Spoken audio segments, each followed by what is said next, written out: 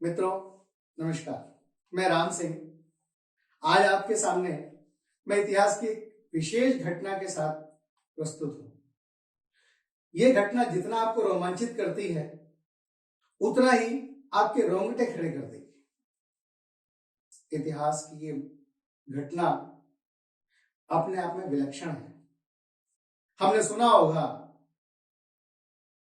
कि युद्ध के मैदान में शीश कट जाने के बाद भी धड़ लड़ता रहा। आज मैं आपको एक ऐसी घटना से परिचय करा। 7 मार्च 1679 ईस्वी की बात है। ठाकुर सुजान सिंह अपनी शादी की बारात लेकर जा रहे थे।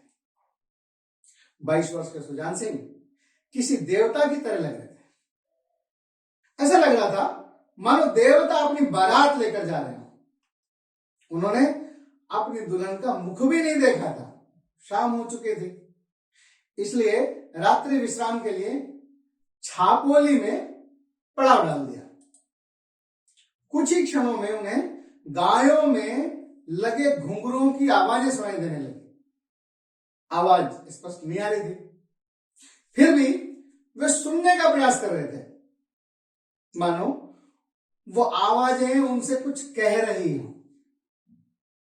सुजान सिंह ने अपने लोगों से कहा, शायद ये चरवाहों की आवाज है, जरा सुनो वे क्या कहना चाहते हैं।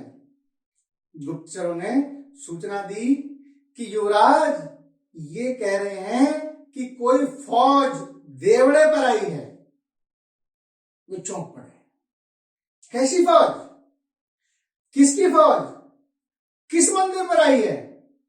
जवाब आया, युवराज ये औरंगजेब की बहुत ही विशाल सेना है, जिसका सेनापति दराव खान है, जो खंडेला के बाहर पड़ाव डाल चुका है।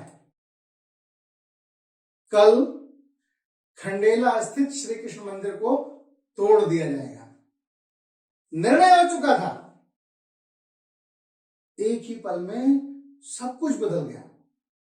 शादी के खुशनुमा चेहरे अचानक सख्त हो गए। कोमल शरीर वज्र के समान कठोर हो चुका था। जो बाराती थे वे सेना में तब्दील हो चुके थे। वे अपनी सेना के लोगों से विचार विमर्श करने लगे। तब उनको पता चला कि उनके साथ मात्र 70 लोगों की छोटी सी सेना थी बस। वे रात्रि के समय बिना एक पल गंवाए पास के गांव से कुछ आदमी इकट्ठे कर लाए। करीब 500 घुड़सवार अब उनके पास हो चुके थे। अचानक उन्हें अपनी पत्नी की याद आई। किसको? ठाकुर सुजान सिंह जी को, जिसका मुख भी वे नहीं देख पाए थे, जो डोली में बैठी थी। क्या बीतेगी उस पे, जिसने अपने लाल जोड़े भी अभी ठीक से नहीं देखे थे। वे तरह तरह के विचारों में खोए हुए थे। तभी उनके कानों में अपनी मां को दिए वचन याद आए, जिसमें उन्होंने राजपूती धर्म को न छोड़ने का वचन दिया था। उनकी पत्नी भी सारी बातों को समझ चुकी थी। डोली की तरफ उनकी नजर गई तो देखा कि उनकी पत्नी मेहंदी वाले हाथों को हिलाकर इशारा कर रही थी। मुख पे प्रसन्नता के भाव थे। वो एक सच्ची छत्राणी के कर्तव्य निभा रही थी, मानो वो खुद तलवार लेकर दुश्मन पर टूट पड़ना चाहती थी, परंतु ऐसा नहीं हो सकता था। सुजान सिंह ने डोली के पास जाकर डोली को और अपनी पत्नी को प्रणाम किया और कहानों को और नाई को डोली सुरक्षित अपने राज्य भेज देने का आदेश दे दिया और खुद खंडेला को घेरकर उसकी चौकसी करने लगे। लोग कहते हैं कि मानो खुद कृष्ण उस मंदिर की चौकसी कर रहे थे। उनका मुखड़ा ऐसा लग रहा था जैसे कृष्ण की तरह उनका मुखड़ा चमक रहा था। 8 मार्च 1679 को दराव खान की सेना आमने सामने आ चुके थे। महाकाल भक्त सुजान सिंह ने अपने इष्ट देव को याद किया और हर हर महादेव के जय घोष के साथ 10,000 की मुगल सेना के साथ सुजान सिंह के 500 लोगों के बीच घनघोर युद्ध आरंभ हो गया। सुजान सिंह दराब खान को मारने के लिए उसकी ओर लपके और 40 मुगल सेना को मौत के घाट उतार दिया। ऐसे पराक्रम को देखकर दराब खान पीछे हटने में अपनी भलाई समझने लगा, लेकिन ठाकुर सुजान सिंह रुकने वाले नहीं थे। लगातार उनकी तलवार काटती जा रही थी। जो भी उनके सामने आ रहा था वो मारा जा रहा था। सुजान सिंह साक्षात मृत्यु का रूप धारण करके युद्ध कर रहे थे। ऐसा लग रहा था मानो खुद महाकाल ही युद्ध कर रहे हों। इस बीच कुछ लोगों की नजर सुजान सिंह पे पड़ी। ये क्या? सुजान सिंह के शरीर पर सिर तो है ही नहीं।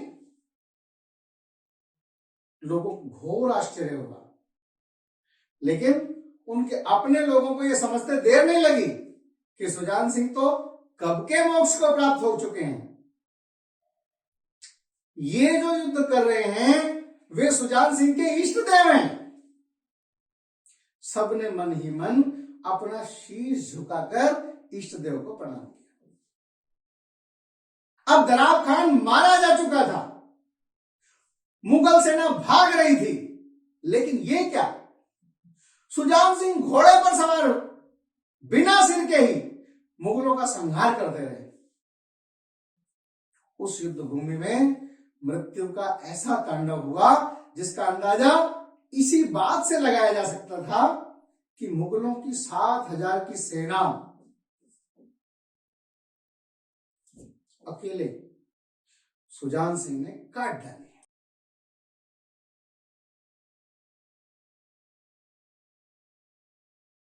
जब मुगल की बची खुची सेना पूर्ण रूप से भाग गई, तब सुजान सिंह, जो सिर्फ शरीर मात्र थे, मंदिर का रुख करते हैं। इतिहासकार कहते हैं कि देखने वालों ने देखा कि सुजान के शरीर से दिव्य प्रकाश का तेज निकल रहा था। एक अजीब विस्मित करने वाला प्रकाश निकल रहा था, जिसमें सूर्य की रोशनी भी मंद लग रही थी। वो प्रकाश इतना तेज था कि सूर्य की रोशनी भी लजा रही थी। ये देखकर उनके अपने लोग भी घबरा गए थे और सब लोग एक साथ भगवान श्री कृष्ण की स्तुति करने लगे। घोड़े से नीचे उतरने के बाद सुजान सिंह का शरीर मंदिर की प्रतिमा के सामने जाकर लुढ़क गया, निढाल हो गया और एक सूरवीर योद्धा उसका अंत हो गया। कैसा विलक्षण योद्धा था सुजान सिंह, जिसकी कीर्ति युगों युगों तक जीवित रहेगी और हमको धर्म के पथ पर चलने के लिए, धर्म की रक्षा के लिए हमेशा मार्ग दिखाती रहेगी, मार्ग पर प्रकाश का काम करेगी। ऐसे वीर योद्धा को शत शत नमन। आशा करता हूं कि इस कहानी ने आपके हृदय को छुआ होगा। यदि ये कहानी अच्छी लगी हो तो आप सभी सब्सक्राइब करें इस चैनल को, लाइक करें, कमेंट करें। अगली किसी फिर वीडियो में मिलूंगा, तब तक के लिए नमस्कार।